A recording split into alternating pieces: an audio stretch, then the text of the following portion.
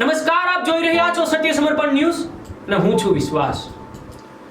જમીનનો ટુકડો અને લોહીના સંબંધો જ્યારે સંપત્તિ સામે આવે છે ત્યારે વર્ષોના સંબંધ એક જ પળમાં વિખેરાઈ જાય છે. આવી જે ખતરીદાયક ઘટના અને સનસનીખેજ ઘટના સામે આવી છે. જસદણના આંબરડી ગામેથી માત્ર ખેતીની જમીન બાબતે થયેલી બોલાચાલી આજે રૌદ્ર સ્વરૂપ ધારણ કર્યું છે. આખું ગામ લોહીના ટાબકિયાથી ભરાઈ ગયું છે. એક જ પરિવારના બે કૌટુંબિક પક્ષો સામે સામે આવી ગયા છે અને ધારિયા લોખંડના પાઇપ તેમજ પથ્થરો વડે એકબીજા પર તૂટી પડ્યા હતા. આ ખૂની ખેલમાં 5 પુરુષો અને 3 મહિલાઓ સહિત કુલ 8 લોકો ગંભીર રીતે ઘાયલ થયા છે. તમામને લોહી લુહાણ હાલતમાં જસદણની સરકારી હોસ્પિટલે ખસેડાઈ છે, જ્યારે એક મહિલાની હાલત અત્યંત નાજુક જણાતા તેને તાત્કાલિક રાજકોટ સિવિલ હોસ્પિટલમાં રેફર કરવામાં આવે છે. ઘટનાની જાણ થતાં જ જસદણ પોલીસનો કાફલો હોસ્પિટલ દોડી ગયો છે.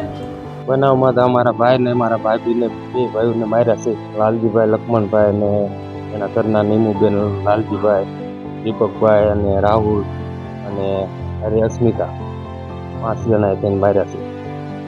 અને હજી મારે પણ જવામાં મને મુશ્કેલી છે, મને બીકનો માહોલ છે, મને પણ મારશે જાનથી. મુખ્ય કારણ એ કે રેડિયા ઢોર તગડીને આવતા હતા વાડીએથી અને અહીંયા ધાર વિસ્તારમાં વળ્યા એના કારણે માર્યા છે. મારું નામ બુધાભાઈ ગોવિંદભાઈ ઝાદલ છે. મારું ગામ આંબરડી છે, રસ્તો ગામમાં. બનાવ બનવામાં એવું હતું, હાથના સમયે અમારા નાનો જણની ઢોર દોય ને 2 રેડિયા વાસુ હતા, એ ગામ પર હકાલે છે. એમાં લાલજીભાઈ લક્ષ્મણભાઈ વળી બળદાની અંદર લઈને એવું કીધું કે અમારામાં તમે પૂરો છો, ન બોલવાનો, અભદ્ર બોલો, મને લેમીને ગયા અને વાત કરી. ભાઈ તારામાં ક્યાં ગયા નથી, એને એ કાંઈ સાંભળ્યું નહીં અને કીધું એ 5 જણા એમમાંથી હુમલો કરવાની કોશિશ કરી. કીધું ભાઈ એવું હોય તો તું કે પછી ડાયરી જઈ લે. સીધી બોલ્યો કર્યો, સીધી આવીને માથામાં પાણી અને મારી માથે સીધું ધારિયાને ઘા કર્યું. બીજા કર્યો છે અમે 3 જણ. ધનજીભાઈ છે, ધનજીભાઈ ગોહિલભાઈ અને સોનુબેન ધનજીભાઈ. આ પોલીસ ફરિયાદ થઈ ગઈ. ગોહિલ સાહેબ આવ્યા હતા, સ્ટાફ આવ્યો હતો.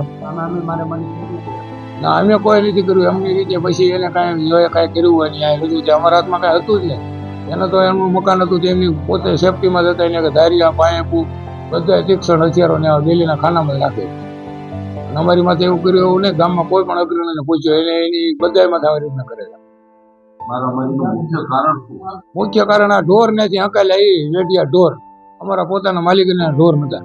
મારા હગા મોટા ઉપરનો દીકરો થાય છે. અમારે એને કોઈ રિલેક્શન નથી, કોઈ દિવસ અમે એને બોલાવતા નથી, કોઈ અમારે એને લેવા દેવા નથી થાય. બરોબર, એને ગામ ઉપર ન હોય ફરિયાદો હજી કરે એટલે ગામને એના લીધે અમારે વ્યવહારો નતા રાખતા, એટલે અમે એને વ્યવહાર મૂકી દીધેલો હતો. નહીં, અમારે એને જમીને કાંઈ લેવા દેવા નથી. મારા બાપુજીની જમીન છે ત્યાંથી 1.5 કિલોમીટર સેટી છે અને એમની જે જમીન છે લક્ષ્મણભાઈ ભોજાભાઈની એ અલગ છે.